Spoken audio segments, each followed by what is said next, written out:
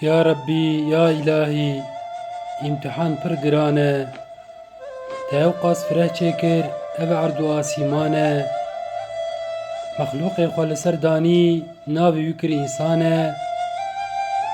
Te wî avêt nav hîle û fen û dekê şeytanan. Her sibeh ji şeveqan heta bi nîvê şevan. Şerê me û wî ye geh bi destan, geh bi devan. Tu car çav naçe ser hev, devê me bi hev nakeve.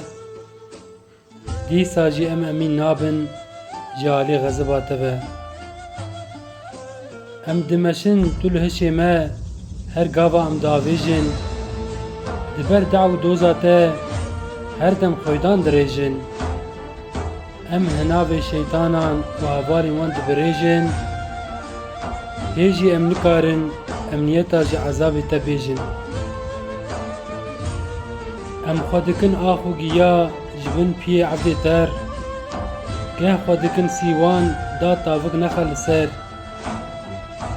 Bo der ji şeytên bigerin, bibin evdê ji ter. Dîsa niza gelo me heq kir şefaeta pêxember. Ya Rabbi, me lezzet û xweşî tif terikandin.